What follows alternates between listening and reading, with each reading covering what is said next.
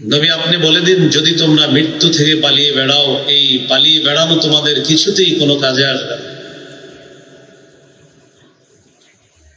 সূরা নিসার ৭৮ নম্বর আয়াতে আল্লাহ বলেন, আইনামা তাকুনু ইউদরিকুমুল মাউত, তোমরা যেখানেই থাকো মৃত্যু তোমাদেরকে পাকড়াও করবে। সূরা জুমুয়ার ৮ নম্বর আয়াতে আল্লাহ বলেন, কুল ইন্নাল মাউতাল্লাযী তাফিররুনা মিনহু ফাইন্নাহু মুলাকীকুম, নবী আপনি বলে দিন, নিশ্চয়ই যে মৃত্যু থেকে তোমরা পালিয়ে বেড়াও, এই মৃত্যু তোমাদের সাথে সাক্ষাৎ করবে।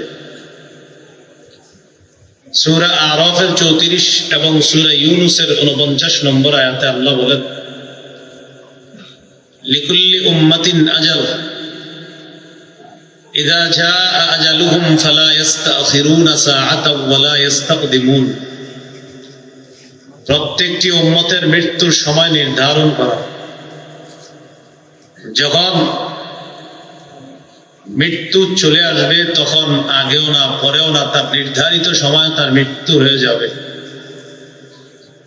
অন্য আয়াতে আল্লাহ বলেন, ইন্না আজালাল্লাহি লাআত, নিশ্চয়ই আল্লাহর নির্ধারিত সময় এটা অবশ্যই এসে যাবে। গুরুত্বপূর্ণ তিনটি কথা আমরা শিখে ফেললাম। কেন আছি দুনিয়াতে? রবের গোলামি করার জন্য। কতদিন? মৃত্যু পর্যন্ত। মৃত্যু হয়েই যাবে। অনেকগুলা দলিলের মাধ্যমে আমরা একথা স্পষ্টভাবে জানতে পারলাম, মৃত্যু চূড়ান্ত, নিশ্চিত। কবে হবে জানে আল্লাহ। ৫টি বিষয় আল্লাহ ছাড়া কেউ জানে না। ২১ পারা ১৩ নম্বর পৃষ্ঠা সূরা লোকমানের শেষের দিকে আল্লাহ বলেন, ইন্নাল্লাহা ইনদাহু ইলমুস সাআহ, কিয়ামত কখন হবে এই বিষয়টা আল্লাহর কাছে আছে। কিয়ামতের জ্ঞান এটা আল্লাহর কাছে। ২ নম্বর, ইউনাজ্জিলুল গায়স, বৃষ্টি কখন আল্লাহ নাজিল করবেন, কি পরিমাণ নাজিল করবেন এটা আল্লাহ জানেন। ৩ নম্বর, ওয়ায়ালামু মা ফিল আরহাম, মায়ের পেটের সন্তান, রেহেমের সন্তান ছেলে হবে না মেয়ে হবে, আকৃতি আসার আগ পর্যন্ত সেটা আল্লাহ বলতে পারবেন এটা কি ছেলে না মেয়ে। আকৃতি আসলে মেশিনই ধরা খায়, কিন্তু আকৃতি আসার আগ পর্যন্ত এটা কি ছেলে হবে না মেয়ে হবে শুধু জানেন আল্লাহ।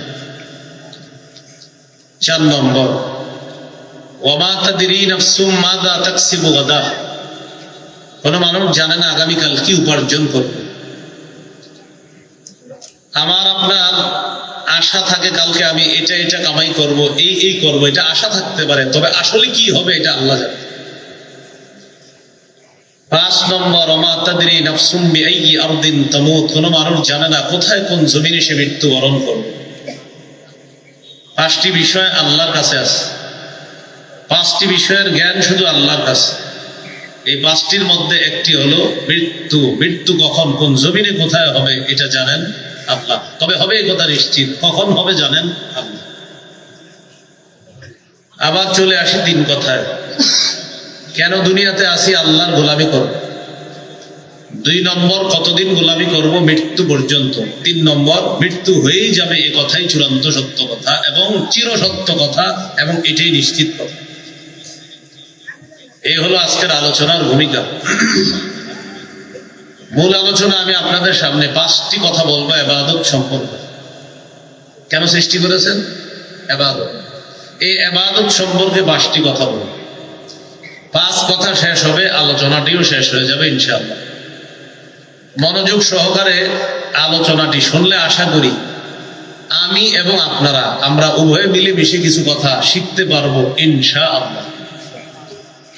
১ নম্বর, ইবাদতের আবিধানিক পারিভাষিক অর্থ। ২ নম্বর, পবিত্র কোরআনে ইবাদত মৌলিকভাবে কত প্রকার। ৩ নম্বর, হাদিসে ইবাদত সম্পর্কে কি বলা হয়েছে। ৪ নম্বর, উপকারিতা লাভের দিক থেকে ইবাদত কত প্রকার। ৫ নম্বর, আমরা কয় মাধ্যমে ইবাদত করি। বাস এই ৫টি আলোচনা। প্রথম আলোচনা ইবাদতের আবিধানিক পারিভাষিক অর্থ। একটা কিতাব আছে নাম আল উবুদিয়্যা, এটার বাংলা হলো দাসত্ব বা গোলামি।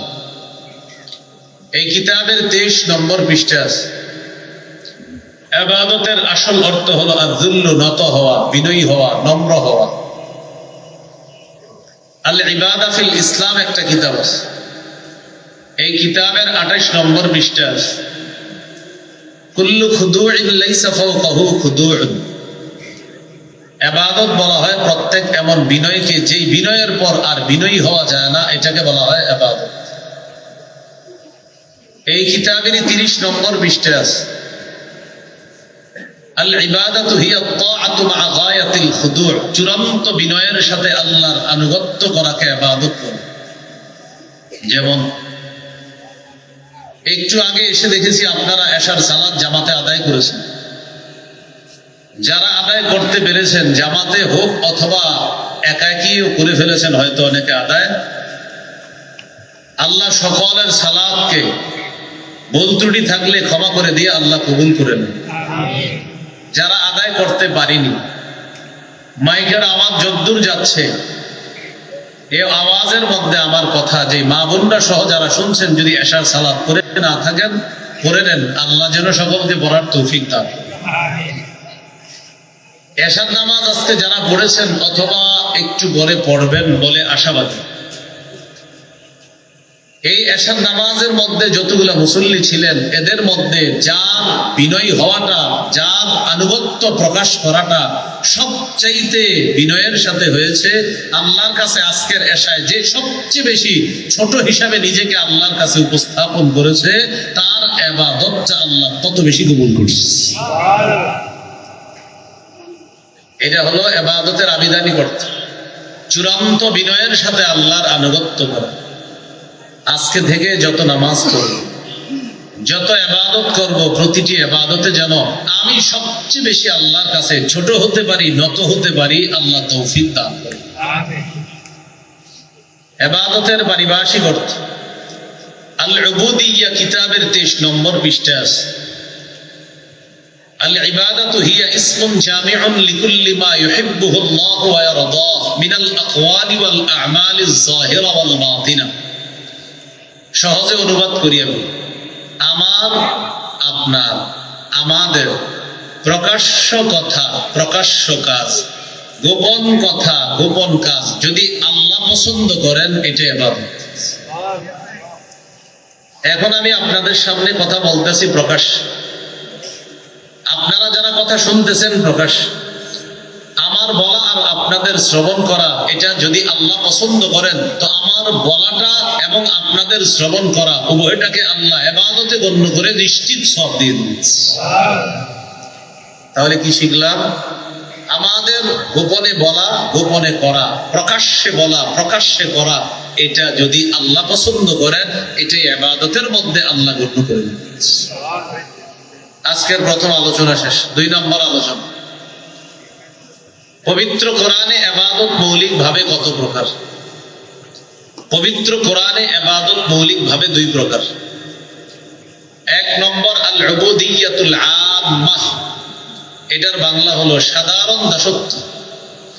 2 নম্বর আল উবুদিয়্যাতুল খাসসা, এটার বাংলা হলো বিশেষ দাসত্ব বা বিশেষ গোলামি।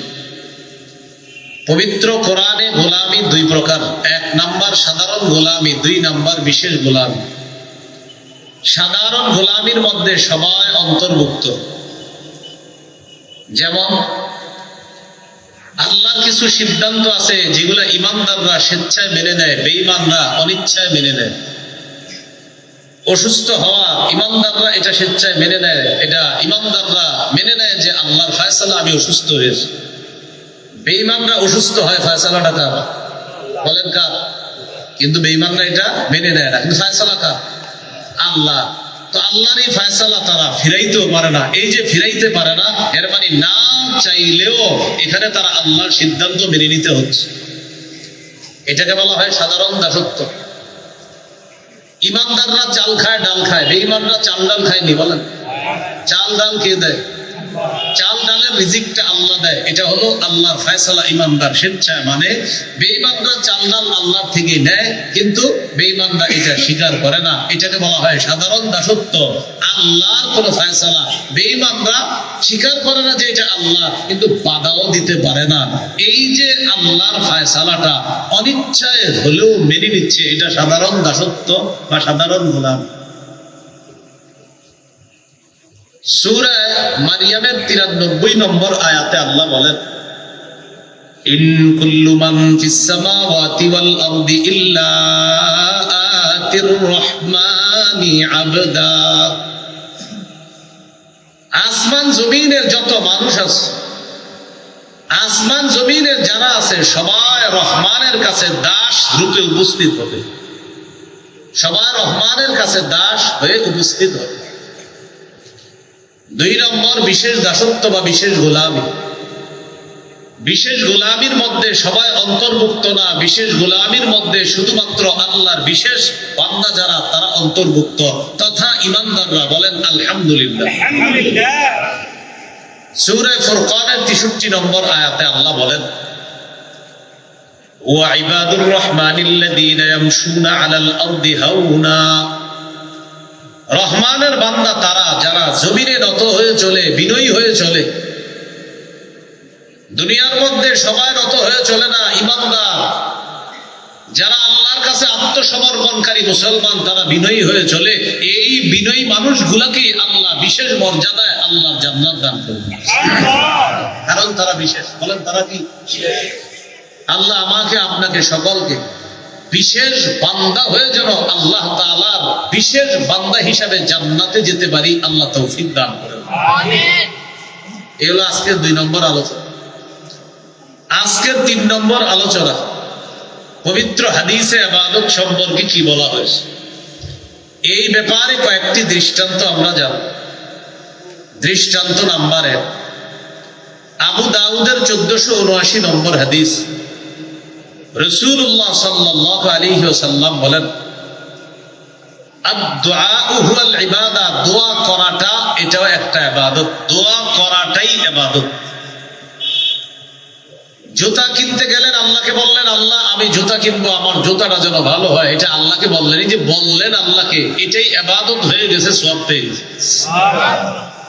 আল্লাহ আমার জুতার ফিতা ছিঁড়ে গিয়েছে, আমি জুতার ফিতা ক্রয় করার জন্য বাজারে যাচ্ছি, এটা যেন ভালো মানের একটা ফিতা পাই, এটা আল্লাহকে বলছেন আপনি। বাস এই যে বললেন, ইবাদত হয়ে গেছে, সওয়াব পেয়ে গেছে।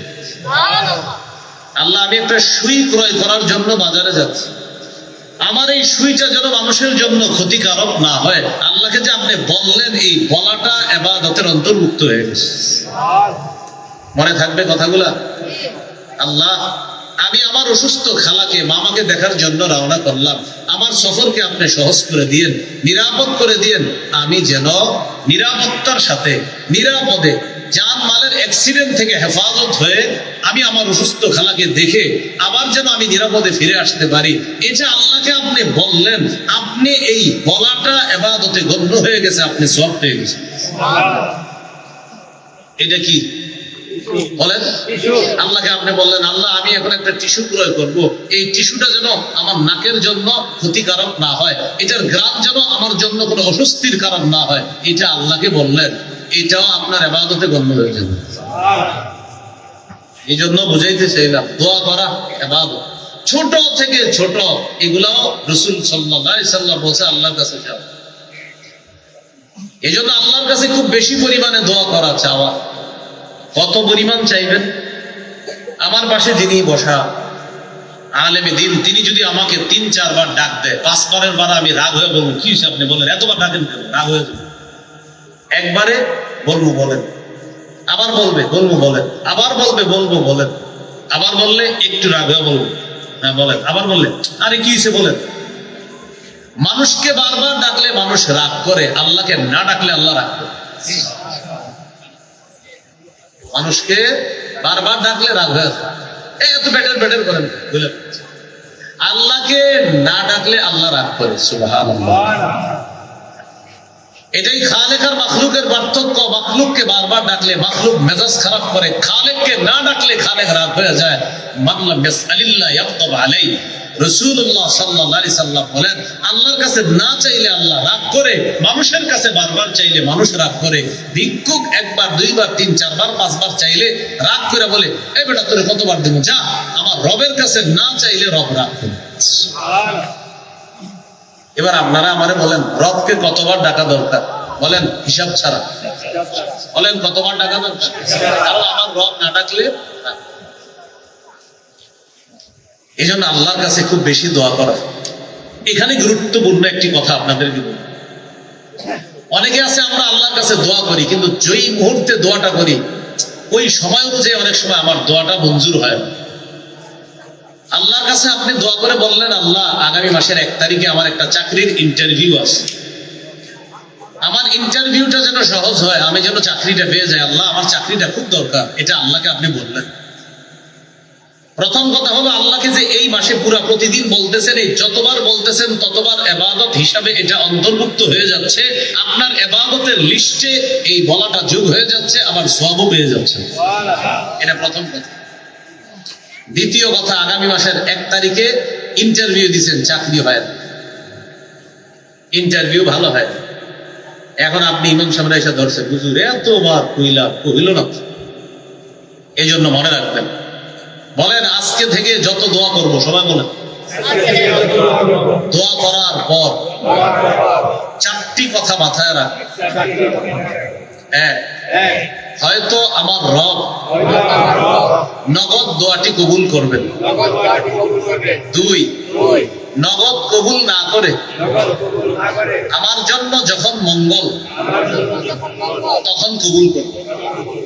3, আমার এই দোয়াটি কবুল না করে প্রার্থনাকৃত বিষয়টি আল্লাহ না দিয়ে অন্য একটি বিপদ থেকে আমাকে উদ্ধার করবে। 4, উপরোক্ত 3টি যদি না হয়, আখিরাতে নিশ্চিত এই কবুল না করা দোয়ার প্রতিদান আল্লাহ দিয়ে দিবেন। কথা মাথায় রাখ। জান্নাতে অনেক ব্যক্তির মর্যাদা বাড়বে। ওই ব্যক্তি বলবে, আল্লাহ আমার এত মর্যাদা বাড়তেছে। আল্লাহ তাআলা বলবেন, তোমার অনেকগুলা দোয়া আমার কাছে করেছো, আমি সবগুলা দোয়ায় সাড়া দিছি, যতবার বলেছো সাড়া দিছি, বাকি সবগুলো আমি মঞ্জুর করি নাই। তোমার যেগুলো কল্যাণকর ছিল সেগুলা দুনিয়াতে মঞ্জুর করে দিয়েছি, যেগুলো কল্যাণকর তোমার জন্য দুনিয়াতে আমি মনে করি নাই সেগুলা মঞ্জুর করি নাই। এখন মঞ্জুর যেহেতু করি নাই, আখিরাতে তোমাকে দিয়ে দিলাম, এই কারণে তোমার এত মর্যাদা আমি বাড়ায় দিলাম।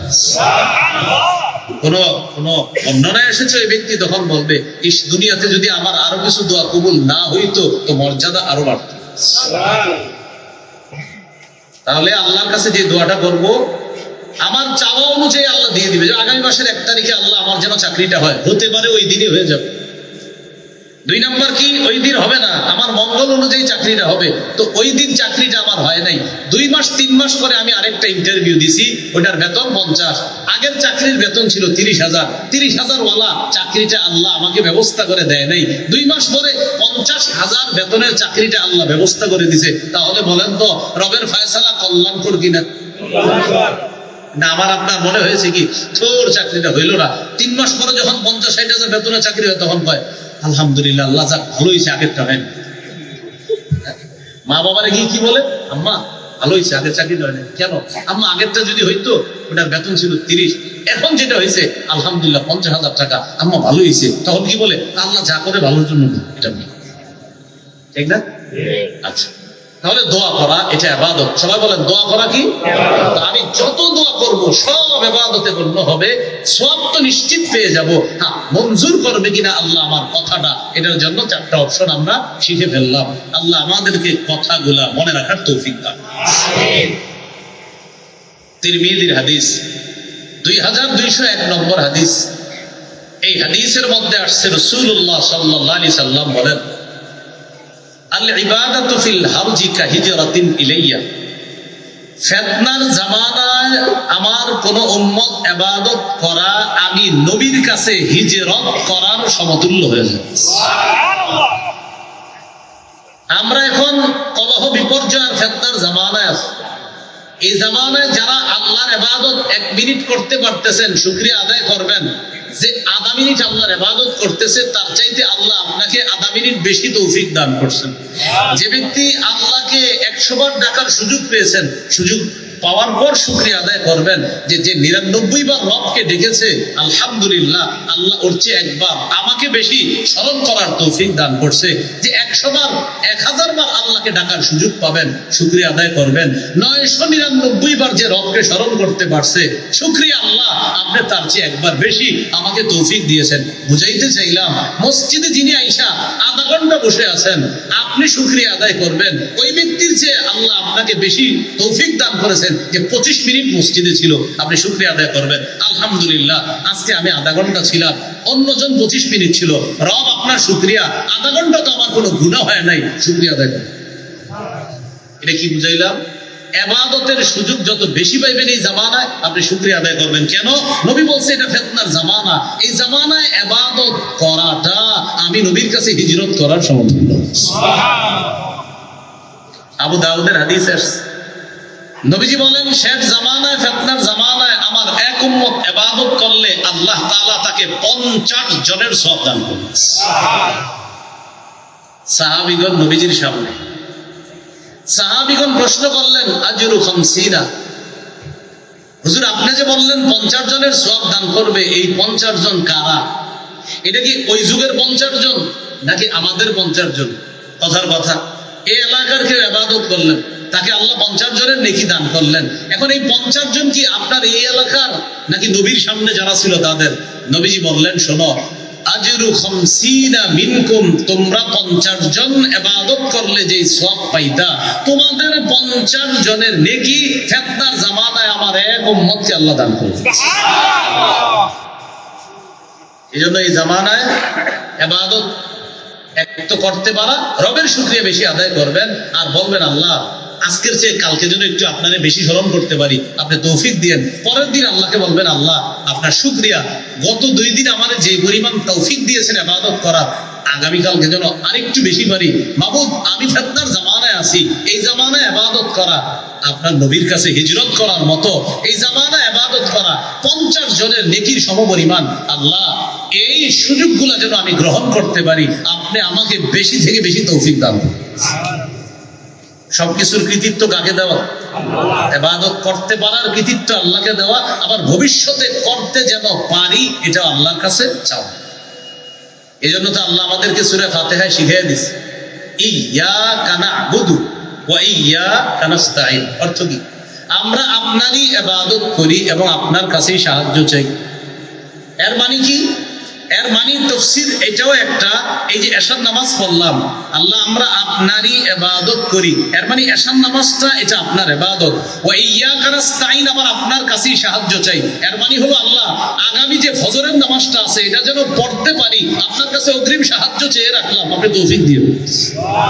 এটা ইয়াকা না'বুদু ওয়া ইয়াকা নাস্তাঈন অনেকগুলো তাফসীরের এটা একটা তাফসীর যে আল্লাহ আপনার তো ইবাদত করি আমরা, এই যে নগদ ইবাদত করতেছি, পরবর্তী ইবাদতটা যেন করতে পারি। ওয়া ইয়াকা নাস্তাঈন, সাহায্য চাই আপনার কাছে, আপনি তৌফিক দিয়েন যেন পরের ইবাদতটা করতে পারি।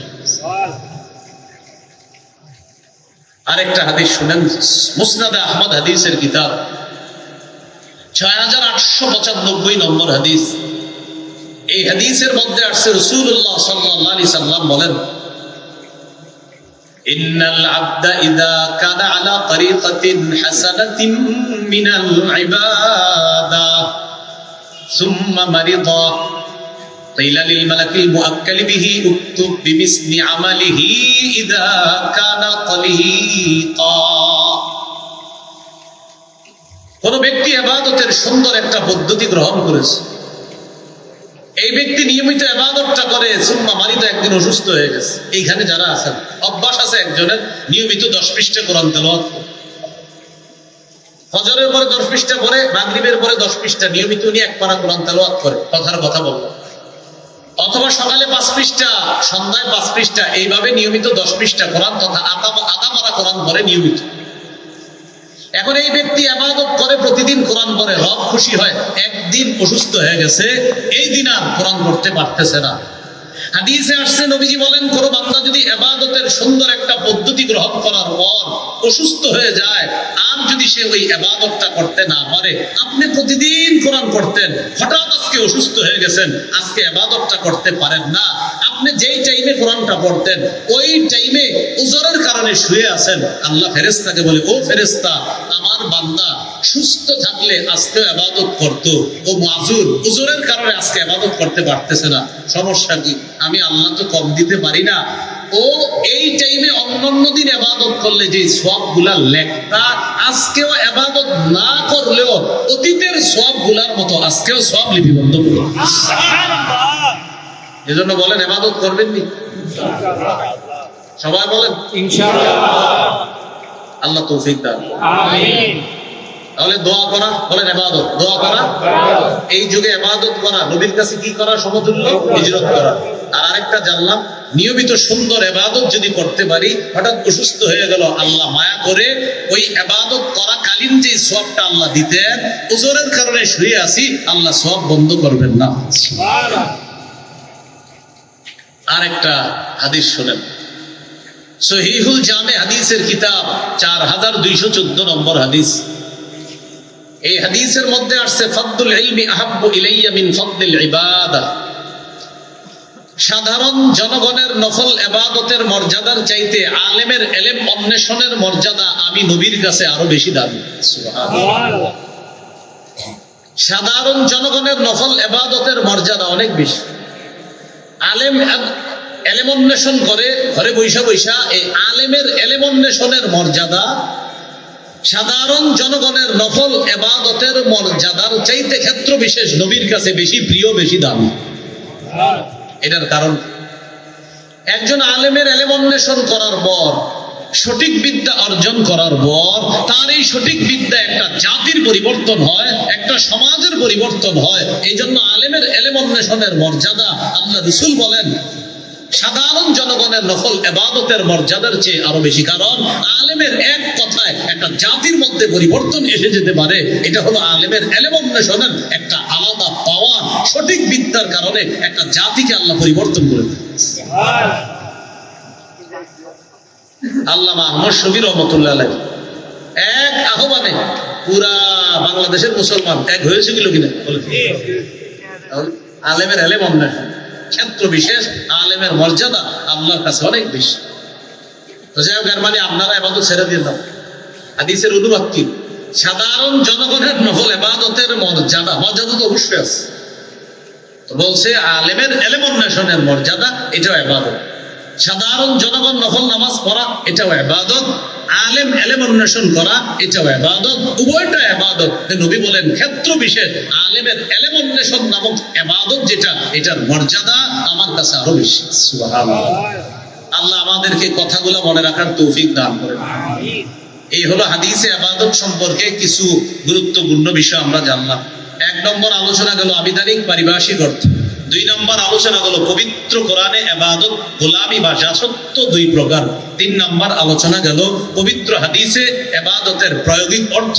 আমরা 4টি হাদিস থেকে ইবাদত সম্পর্কে কিছু ব্যবহার হাদিস থেকে আমরা জেনে নিলাম। আজকে 4 নম্বর আলোচনা।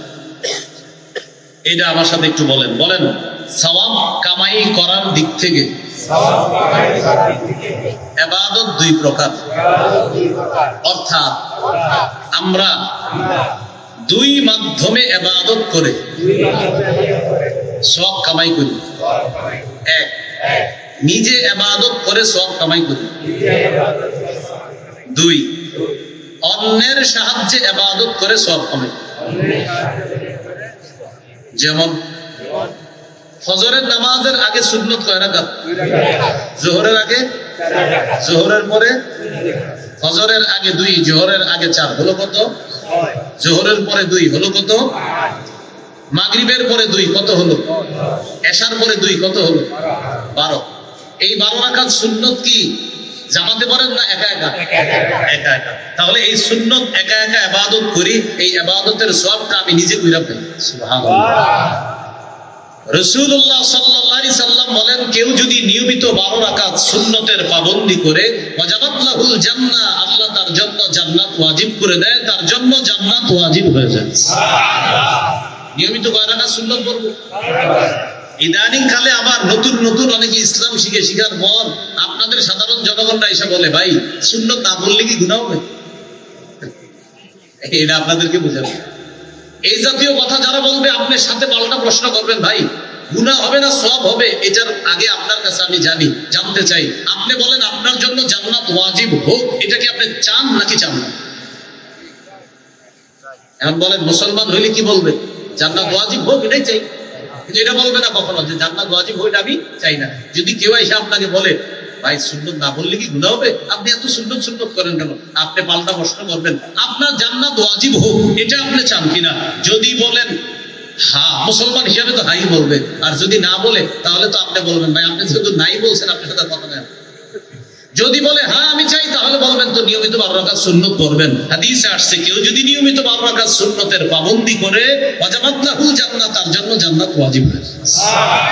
তাহলে বলেন সুন্নত সম্পর্কে প্রশ্ন না আমল?